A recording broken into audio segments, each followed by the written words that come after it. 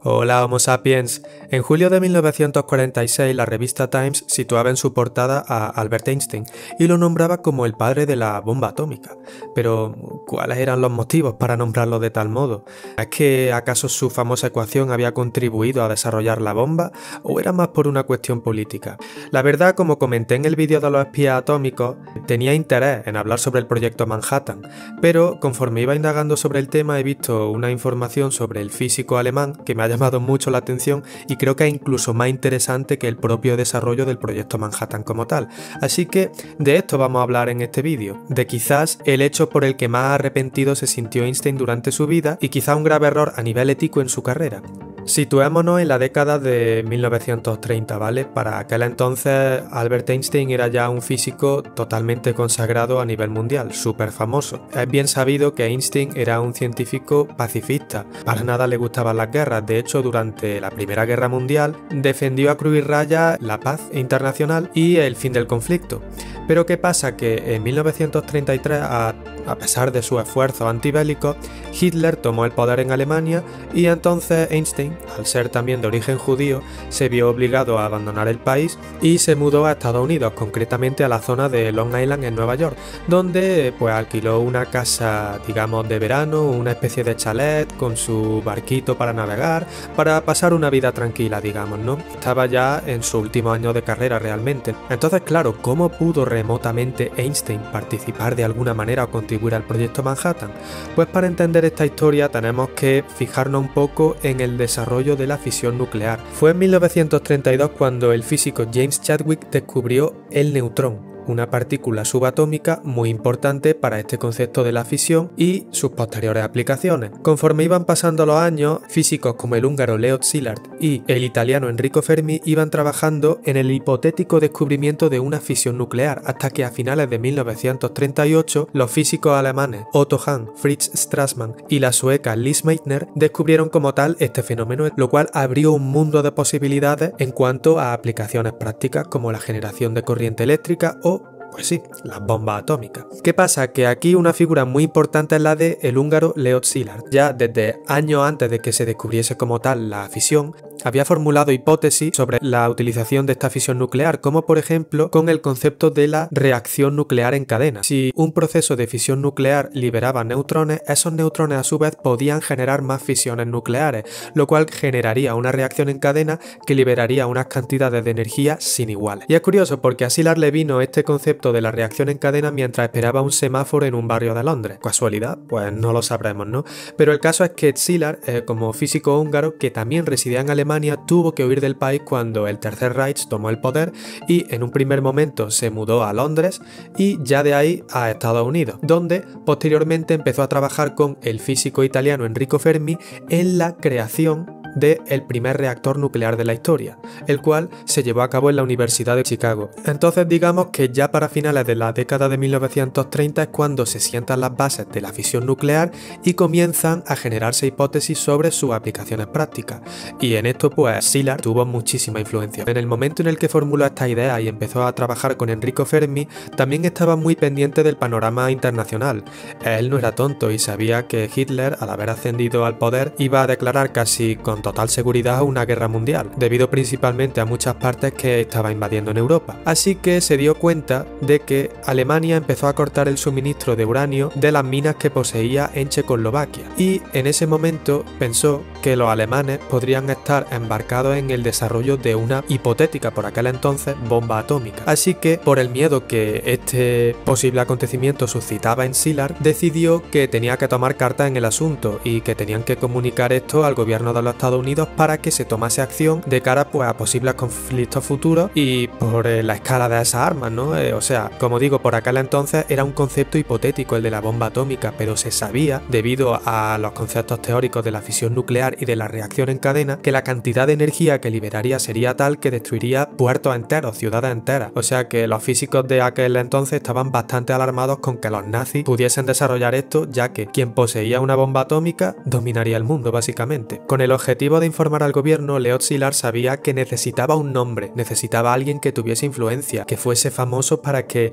sus comunicaciones llegasen al presidente de los Estados Unidos por aquel entonces, y por eso pensó en Einstein. Einstein y Szilard ya habían cruzado caminos antes, ya que habían coincidido en Alemania e incluso, esto como curiosidad, habían desarrollado un modelo de frigorífico juntos, que fue el que se llamó el frigorífico de Einstein. Leyendo así por encima no tuvo mucho éxito, pero bueno, la verdad es que colaboraron juntos y en este sentido Szilard fue más un alumno de Einstein que otra cosa. Pero pasaron los años y en este contexto internacional Szilard volvió a buscar a su maestro Einstein para que firmase una carta que tenía pensado enviar no solo al gobierno, sino también al embajador de los Países Bajos en Estados Unidos, ya que por aquel entonces los Países Bajos tenían una colonia en el Congo. El Congo belga era un lugar que tenía muchísimas reservas de uranio, el cual era un recurso indispensable para el desarrollo de reactores nucleares y de bombas atómicas. Total que Szilard visita a Einstein en su casa de Long Island durante el verano de 1939 y le comenta la situación, ¿no? La verdad es que cuando le habló sobre el tema, Einstein lo que le respondió fue que no había pensado en eso, no se le había ocurrido pues del peligro de la amenaza de los nazis y de que podrían estar desarrollando una bomba atómica, ya que bueno, por aquel entonces el equipo alemán contaba con mentes también brillantes como la de Werner Heisenberg, que fue un importante premio Nobel. Tras discutir el asunto, Einstein aceptó firmar la carta y tras la redacción de Szilard y la firma de Einstein, esta pasó por una serie de personas con bastante influencia en los Estados Unidos para que pudiese llegar finalmente al presidente, y unos meses más tarde, en octubre de 1939, fue cuando recibió la carta y cuando decidió empezar a tomar cartas en el asunto. A continuación voy a relatar algún fragmento de la carta, escrita, insisto, por Leon Szilard y firmada por Albert Einstein. Señor, algunos trabajos recientes de Enrico Fermi y Leon Szilard, que me han sido comunicados por manuscrito, me llevan a esperar que el elemento uranio pueda convertirse en una nueva e importante fuente de energía en el futuro inmediato. Ciertos aspectos de la situación que ha surgido parecen requerir vigilancia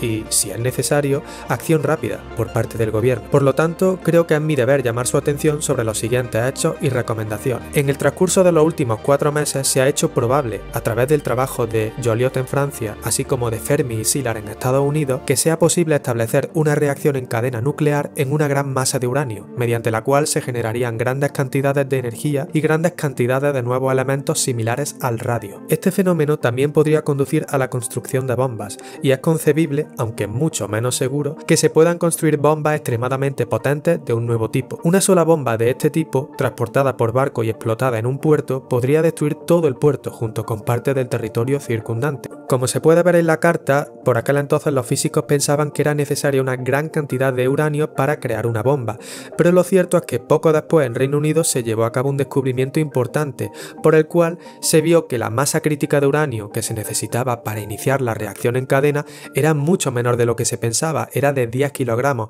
y es aquí donde la ecuación fundamental de Einstein, la energía es igual a la masa por la velocidad de la luz al cuadrado, entra en importancia, ya que fue gracias a esta ecuación como se pudo determinar esta masa crítica. ¿Quiere decir esto que Einstein es el padre de la bomba atómica? Pues para nada, porque esta ecuación te dice de dónde sale la energía, pero no te dice cómo construir una bomba atómica, ¿vale? Sería como comparar la teoría de la evolución de Darwin con la eugenesia y la raza aria del nazismo. No tiene absolutamente nada que ver. Pero, ¿qué pasa? Que, como digo en el vídeo de los trellizos de Netflix, al ser humano le encanta buscar coincidencias. Cuando la información llega a Roosevelt, este crea un comité, el cual sería el precursor del proyecto Manhattan, que como sabemos culminó con la creación de las primeras bombas atómicas y los bombardeos de Hiroshima y Nagasaki. Así que poco después se inicia el proyecto Manhattan como tal y se empieza a trabajar a todo gas para conseguir pues esos primeros artefactos, las primeras bombas atómicas. Las jornadas de trabajo eran larguísimas y se implicó a miles y miles de personas, como ya he comentado en otro vídeo, para desarrollar este proyecto. La mayoría de las fuentes afirman que Einstein no participó de ninguna manera en el proyecto Manhattan, porque aunque él firmó la carta que se envió a Roosevelt, la comisión encargada por parte de los Estados Unidos lo consideraba un recurso arriesgado, tanto por sus inclinaciones pacifistas como por su estatus de fama mundial, el cual comprometería el estado secreto del proyecto. ¿Qué pasa? Que van pasando los años y llegamos a 1944, cuando se produce el desembarco de Normandía en la Segunda Guerra Mundial y se hace evidente que la Alemania nazi no va a poder desarrollar a tiempo una bomba atómica. Y este fue un punto de inflexión en el proyecto Manhattan, porque es ahí cuando muchos científicos se dieron cuenta de que no tenía sentido seguir desarrollando un artilugio de un poder tan destructivo si el objetivo para el cual había sido concebido, que era frenar a Hitler y los nazis, había quedado totalmente obsoleto. Entonces este fue el momento momento en el que muchos científicos, incluido el propio Szilard, que había sido un gran promotor del proyecto, empezaron a dudar, empezaron a tener una serie de planteamientos éticos y a preguntarse si esto que estaban haciendo era realmente correcto. El propio Szilard pidió al gobierno de los Estados Unidos que se informase primero a Japón de los términos de la rendición antes de realizar los bombardeos, ya que eso iba a suponer un cambio total en el curso de la guerra de un país como lo era Japón y de la historia moderna, obviamente. Este mensaje jamás llegó al cuadro de mando y, como sabemos, en verano de 1945 se lanzaron las bombas en Hiroshima y Nagasaki. Fue en este momento cuando no solo muchos de los científicos del proyecto Manhattan, sino también muchos de los otros trabajadores rasos cayeron en problemas como la depresión y el alcoholismo, ya que muchas de estas personas ni siquiera sabían en qué habían estado trabajando esos años. Era un trabajo bien pagado,